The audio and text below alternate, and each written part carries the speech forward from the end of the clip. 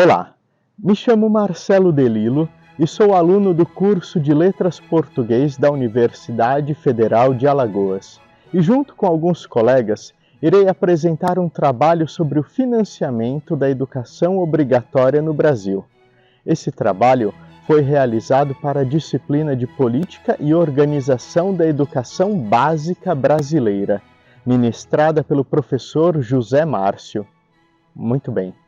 Para que possamos compreender um pouco sobre a complexidade do financiamento da educação obrigatória no Brasil, é preciso ter ciência do que diz a lei que rege essa ação.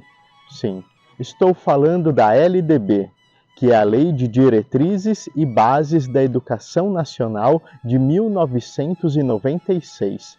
Na LDB, a parte que corresponde ao financiamento se encontra no título 7 e se chama dos recursos financeiros. E os artigos responsáveis por essas diretrizes são do artigo 68 ao 77.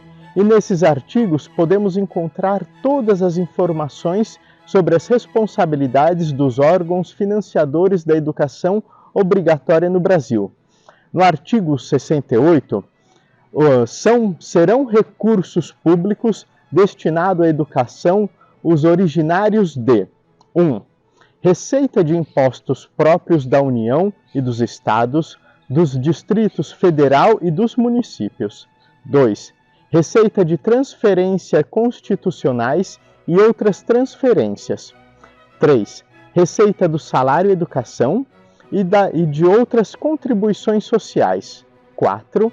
Receita de incentivos fiscais. 5. Outros recursos previstos em lei. No artigo 69, foi aprovada uma MP e já teve sua vigência encerrada. Hoje, em 2023, esse é o único artigo relacionado ao financiamento da educação obrigatória que não está mais em vigor. Os outros artigos irão apresentar os papéis dos governos municipais, estaduais e federal no financiamento da educação e de onde serão feitos os repasses, quais os possíveis punições para as entidades que não cumprirem os prazos. É importante compreender que a LDB não é uma lei independente, ela tem suas diretrizes baseadas em outras leis, como a Constituição Federal. Um exemplo disso está no artigo 72 e 73, que suas regras se apoiam em outras leis. O financiamento da educação básica brasileira vem do salário educação, que corresponde à contribuição de empresas vinculadas à Previdência Social, dividida em 3 cotas, e da arrecadação de impostos, que compõem o Fundeb. Dentre os principais impostos, podemos citar o ISS, ITBI, IPTU, IRE e o IRM. O Fundeb, ou Fundo Nacional de Desenvolvimento da Educação Básica e de Valorização dos Profissionais da Educação, é um conjunto de 27 fundos, sendo eles 26 estaduais e um do Distrito Federal, e deve destinar 70% dos recursos ao pagamento dos profissionais da educação.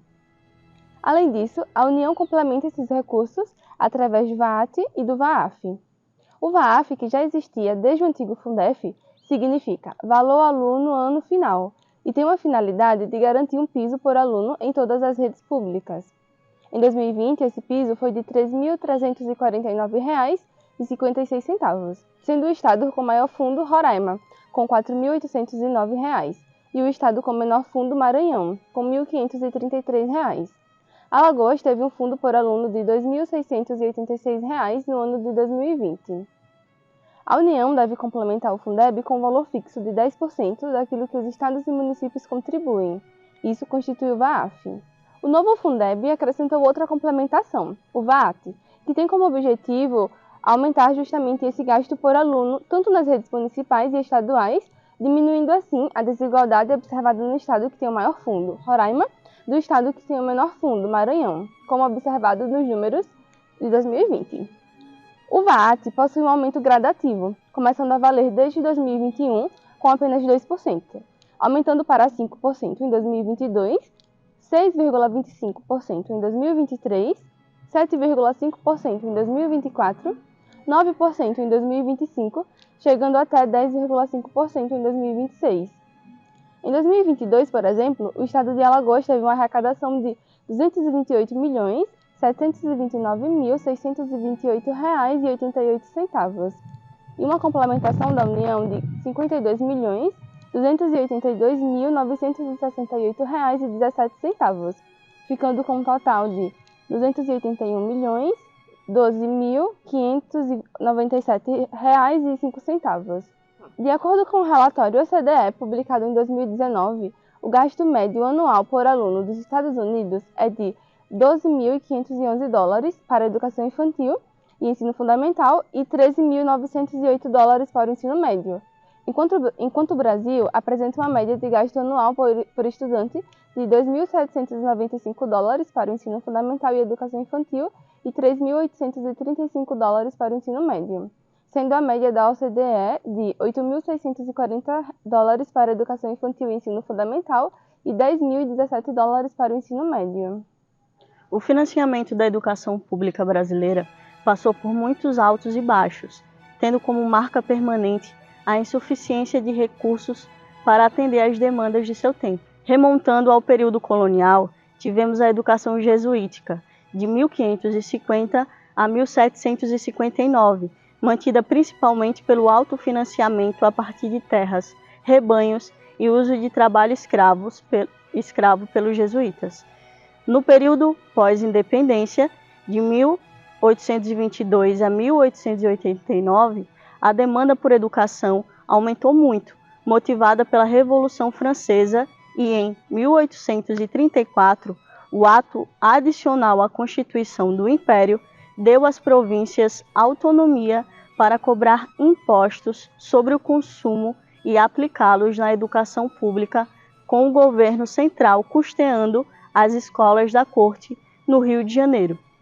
Após a proclamação da República, os municípios, principalmente as capitais, começaram a investir na educação, reduzindo os recursos nas outras políticas públicas. Em 1934, sendo influenciada pelo Manifesto dos Pioneiros da Educação Nova, a Constituição Federal de 1934 estabeleceu a primeira vinculação de impostos. União e municípios aplicariam 10% e estados aplicariam 20% da receita de impostos na manutenção e desenvolvimento do ensino, o MDE. Essa vinculação foi abolida com o golpe de 1937 na Constituição do Estado Novo. Na prática, estes percentuais foram mantidos e readequados à nova situação, devido à demanda por matrículas aliada à gestão centralizada do Ministério da Educação. Em 1946, com a queda do Estado Novo e a volta de influências democráticas, essa vinculação de impostos retorna à educação. A Constituição dos Estados Unidos do Brasil, de 1946, em seu artigo 169, preconizava que, anualmente, a União aplicará não menos que 10% e estados, Distrito Federal e municípios, nunca menos que 20% da renda resultante de impostos em manutenção e desenvolvimento de ensino. Com o golpe militar de 64, a vinculação de impostos federais para a educação deixou de existir na Constituição de 1967, permanecendo nos estados e municípios. Mais tarde, o fortalecimento dos movimentos sociais em favor da redemocratização da sociedade e da educação pública influenciaram a Assembleia Nacional Constituinte de 1987 a ampliar os direitos e vincular recursos para a MDE, que foram garantidos na Constituição de 1988, em que a União fica obrigada a aplicar no mínimo 18% e estados e municípios no mínimo 25% da receita líquida de impostos em educação.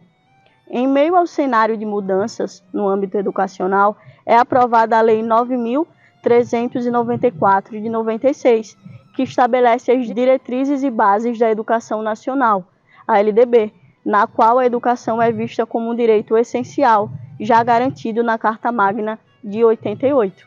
Em 2007, o Fundef é substituído pelo Fundo de Manutenção da Educação Básica e de Valorização do Magistério, vigente até 2020. Um dos problemas referentes a esse assunto não está ligado à letra e o espírito da lei em si, mas sim à vontade dos poderes executivo, judiciário e legislativo e, sobretudo, a mobilização da sociedade e dos educadores, em particular, para fazer a lei ser cumprida. O Brasil é prodígio em leis, algumas boas, que, mesmo coerentes ou avançadas, não são cumpridas, sobretudo quando beneficiam a imensa maioria da população e não interessam às classes dominantes, aos governantes e às outras instâncias do poder público, como legislativo e judiciário. Assim, o problema maior não está na letra ou no espírito da lei em si, seja ela progressista ou conservadora, mas sim na existência de forças sociais fora e dentro dos aparelhos de Estado, com força e dispostas a cumpri-la. Por exemplo, a educação está prevista como direito de todos e dever do Estado desde a Constituição Federal de 1934, mas até hoje o poder público, federal, estadual e municipal não cumprem a sua obrigação, tantas vezes reiterada em constituições e leis educacionais ao longo das últimas décadas.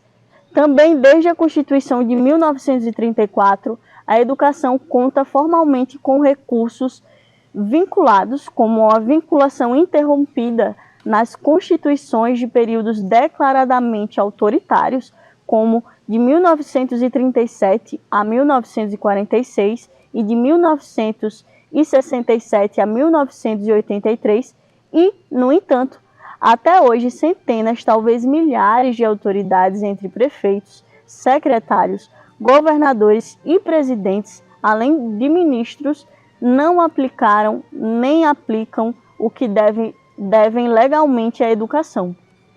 Tendo em vista a tradição de cumprimento seletivo da lei por parte do poder público, podemos prever que alguns artigos da LDB pegarão e outros serão para inglês ver. Bom, para concluir esse trabalho, podemos notar que o Brasil ele tem diretrizes sobre a educação desde 1934, se eu não me engano.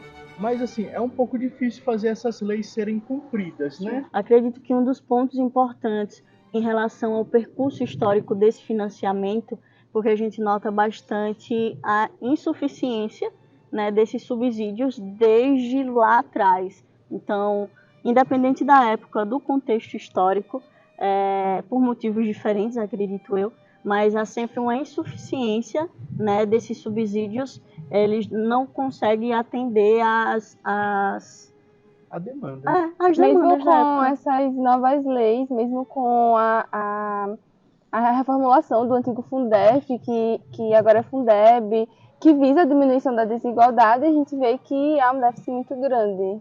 As leis existem e são muito boas no papel, mas o que é importante que aconteça é que tanto os governantes como a população caminhem juntos para fazer valer o que está no papel e tornar a educação do Brasil algo melhor. Sim, para que o Brasil realmente não seja só o país do futuro, mas do presente.